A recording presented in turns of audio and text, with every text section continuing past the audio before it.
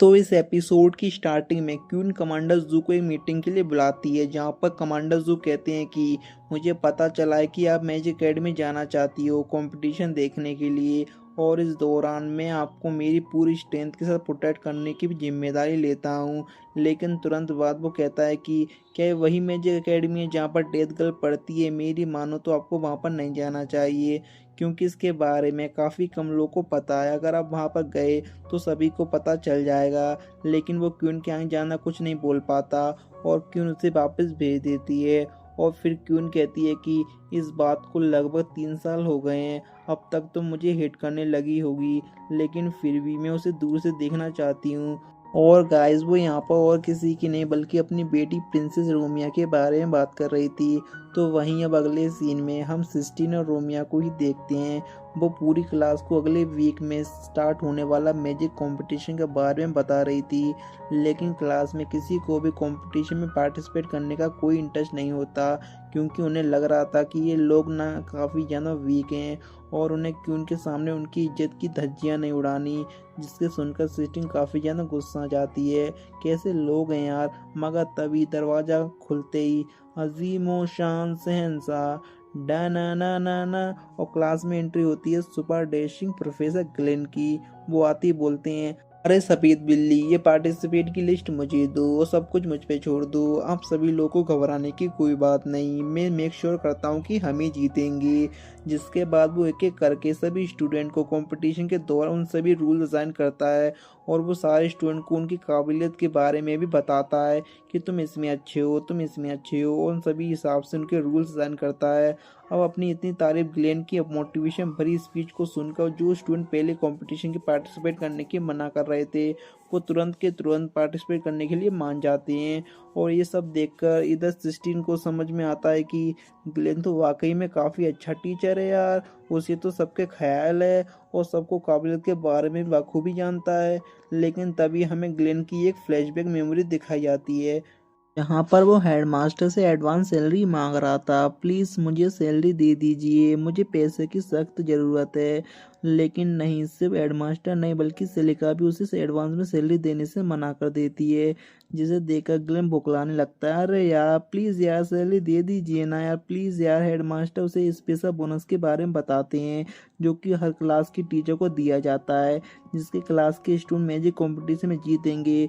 और ये देखकर अब हमें समझ में आता है कि ग्लेन इसलिए इतना एक्साइटेड है सभी स्टूडेंट को कंपटीशन में पार्टिसिपेट करवाने के लिए। ये सब लोग पार्टिसिपेट करेंगे, वो जीतेंगे, उसको पैसे मिलेंगे, बाकी इसको कुछ मतलब नहीं है। मगर तभी चश्मे लड़का खड़ा होकर कहता है कि आपको ये सब करने की कोई ज़रूरत नहीं है टीचर, यानी कि आपको पूरी क्लास को इन्वॉल्व करने की ज़रूरत नहीं है। आप सिर्फ टॉप स्टूडेंट को पार्टिसिपेट करवा सकते हैं, इससे हमारी क्लास की जीतने की चांसेस बढ़ जाएंगे। और सारी क्लास ऐसा ही करती है सर, सिर्फ अपने टॉप स्टूडेंट को ही पार्टिसिपेट करवाती है, जिसे सुनकर ग्लेन खुश हो जाता है और उसको कैसे भी करके जीतना है। और वह मन में सोचता है कि हाँ मैं भी सिर्फ टॉप परफॉर्मिंग स्टूडेंट को ही भेजूंगा, अरे यार मुझे तो कैसे भी करके जीतना है। लेकिन उसके खड़े अरमानों पर, जागे अरमानों पर सिस्टम पानी फेर देती है, ये कहकर कि क्लास आप लोग कैसी बात कर रहे हो, प्रोफेसर ग्लेन आप सबको इन्वॉल्व करना चाहते हैं। वो चाहते हैं कि पूरी की पूरी क्लास कंपटीशन में पार्टिसिपेट करे, और भले ही फिर हम जीतें कि नहीं जीतें कोई टेंशन नहीं है, हम सब लोग पार्टिसिपेट करना चाहिए, क्यों ना प्रोफेसर, मैं सही कह रही हूँ ना। जिसे सुनकर ग्लेन रोते हुए कहता है कि हाँ हाँ हाँ तुम सही कह रही हो। और इस चीज को रोमिया नोटिस कर लेती है, कुछ तो गड़बड़ है, और ग्लेन सोचता है कि वाह हरी करे सो खरी, कुछ ना कुछ तो होगा। फिर ब्रेक के दौरान क्लास 1 और क्लास 2 के स्टूडेंट के बीच में बहस चल रही होती है कि कौन यहाँ पर प्रैक्टिस करेगा। और हाँ मैं आपको बता दूं कि यहाँ पर जो क्लास 2 है ना, वो ग्लेन की क्लास होती है, और तभी ग्लेन आकर दोनों स्टूडेंट की बहस करने से रोकता है। लेकिन तभी क्लास 1 के टीचर आकर, जिनका नाम हैरी होता है, वो क्लास 2 को तुरंत यहाँ से जाने के लिए कहते हैं, क्योंकि उनके हिसाब से तो ग्लेन ने सभी बच्चों को, इवन वीक बच्चों को भी चूज कर लिया था, और यहाँ तो उसकी बहुत बड़ी गलती है, और इसलिए अब उसका जीतना तो नामुमकिन है।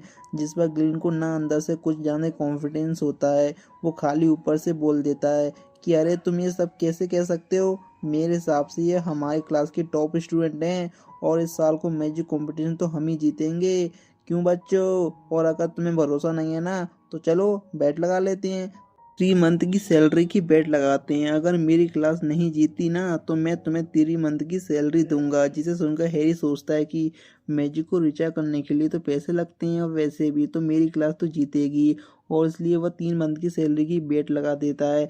जिसे सुनकर ग्लेन बड़ा खुश होता है कि वाह, अब शायद पैसों का इंतजाम हो सकता है। लेकिन इस बार भी सिस्टीन उसके खड़े अरमानों पर खड़े खाओ पानी फेर देती है, क्योंकि वो सामने आकर ये बच्ची की तरह अपना भाषण शुरू करती है कि प्रोफेसर हैरी, मुझे नहीं लगता कि आपके पास कोई एडवांटेज है यहाँ पर प्रैक्टिस करने का। और रही बात कंपटीशन की, तो हमें कोई पैसे वैसों का लालच नहीं है, हम वैसे भी आपके साथ कंपटीशन करने के लिए तैयार हैं। इतना कहने के बाद वो वापस चेहरा ग्लेन की तरफ मोड़ती है। क्यों, मैंने सही कहा ना सर? जिस पर ग्लेन पिछली बार भी चेहरा, इस बार भी रोता हुआ चेहरा बनाकर, हाँ तुम सही कह रही हो खूसट कहीं की। और पीछे खड़ी रोमिया इसे भी देख लेती है। इसके बाद अगले सीन में हम देखते हैं कि ग्लेन सभी स्टूडेंट को कंपटीशन के हिसाब से तैयारी करवाता है, और ये सब दूर खड़े रोमियो और सिस्टीन देख रहे थे। उन्हें ये बात काफ़ी ज़्यादा अच्छी लगती है। इसके बाद रात होने पर हम देखते हैं कि रोमियो अपने एक ओल्ड मेमोरी को याद कर रही होती है, जहाँ पर उसकी मॉम ने उसे छोड़ दिया था और लुटेरे ने उसके ऊपर अटैक करने की कोशिश भी की थी, और तब ग्लेन ने आकर उसकी जान बचाई थी। तभी सिस्टीन उसके पास आकर बोलती है अगले दिन क्यों कंपटीशन देखने आ रही है, और जिसे सुनकर रोमियो कहती है कि देखो सिस्टीन, घबराने की कोई बात नहीं है, मुझे अच्छे से पता है कि मेरे पेरेंट्स कौन हैं, और वो हैं तुम्हारे मॉम डैड, तो बस उन्हें ही मैं अपने रियल पेरेंट्स मानती हूँ। जिसे सुनकर सिस्टीन खुश भी होती है। तो फिर वहीं अगले दिन हम क्यून को कंपटीशन वाली लोकेशन की तरफ जाते हुए देखते हैं, और इस दौरान वो काफ़ी ज़्यादा खुश भी नज़र आ रही थी, क्योंकि वो पूरे 3 सालों के बाद दूर से ही सही अपनी बेटी को देखने जो वाली थी। और तभी उसकी असिस्टेंट उन्हें ब्लू कलर का नेकलेस पहनने के लिए देती हैं, और फिर अगले ही पल हम क्यून को कंपटीशन को स्टार्ट करने की अनाउंसमेंट करते हुए देखते हैं। जिसे सुनते ही इधर प्रोफेसर हैरी मन में सोच रहा था कि चाहे कुछ भी हो जाए, जीतेगी तो हमारी क्लास ही। लेकिन उधर ग्लेन को तो उससे कोई लेना देना नहीं होता, उसे तो अपने पेट की पड़ी हुई थी, बेचारे को बहुत जोर से भूख लग रही थी। तो फिर वहीं कंपटीशन की स्टार्ट होते ही क्लास 2 के फ्लाइंग स्टूडेंट 3rd नंबर पर आते हैं, जिसे देखकर ग्लेन तो चौंक जाता है। बाबा रे बाबा, ये कैसे जीत रहे हैं, क्योंकि उसने ऐसा नहीं सोचा था। ये स्टूडेंट तो काफ़ी ज़्यादा पावरफुल हैं।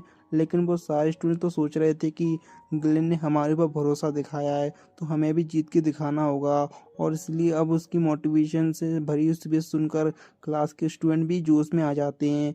अगर वो लोग ग्लेन को कहा मानेंगे तो जरूर जीतेंगे। तो वहीं ये सब देखकर इधर सिलिका काफ़ी जोर से हंस रही थी। लेकिन तभी क्वीन की असिस्टेंट आकर उसे क्वीन के सामने बिहेव करने के लिए कहती है। लेकिन क्वीन कहती है कि अरे कोई नहीं, रहने दो, हम पुराने फ्रेंड्स हैं।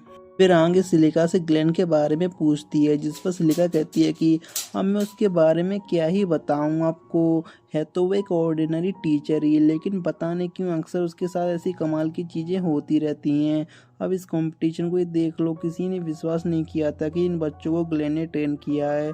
तो वहीं उनके पीछे एक सोल्जर कमांडर जू के कान में आकर कुछ तो बताता है, लेकिन क्या बताता है वो हमें जल्दी पता चल जाएगा।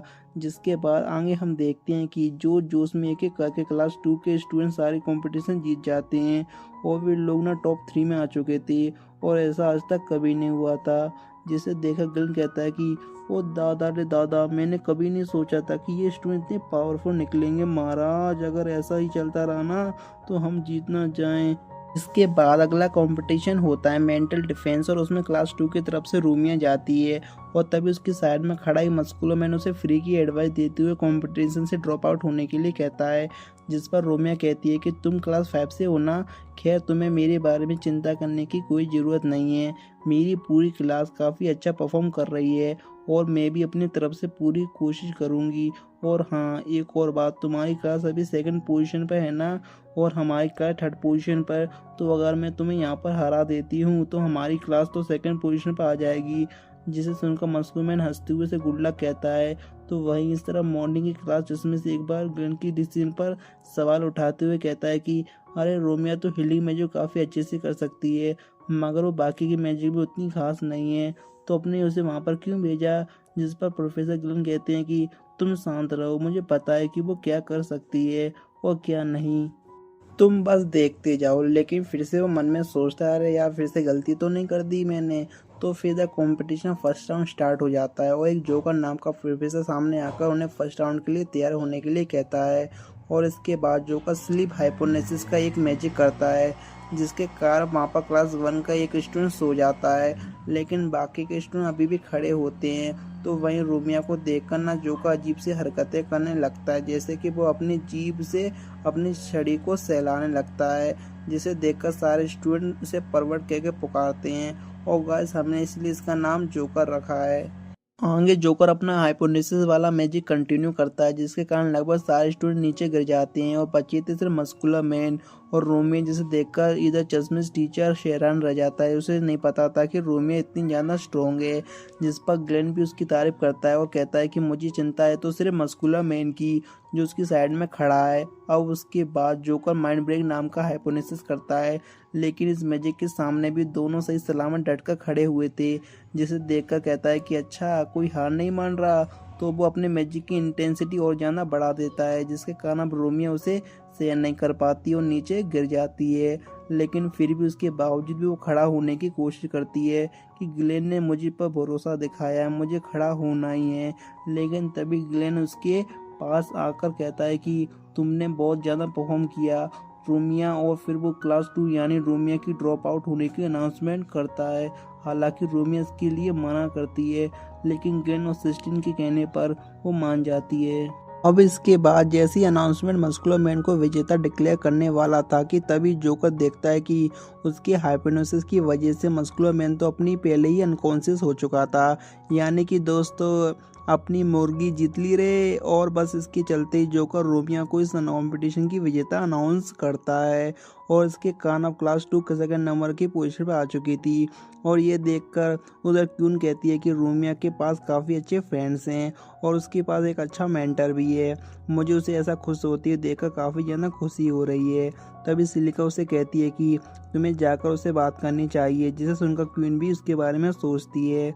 तो वहीं हम देखते हैं कि दूर से दो लोग ग्लेन पर नजर रखे हुए थे। वो कौन थे ये तो हमें अगले एपिसोड में पता लगेगा दोस्तों, क्योंकि एपिसोड तो यहीं पर ख़त्म होता है। मिलते हैं नेक्स्ट एपिसोड में। Thank you for watching.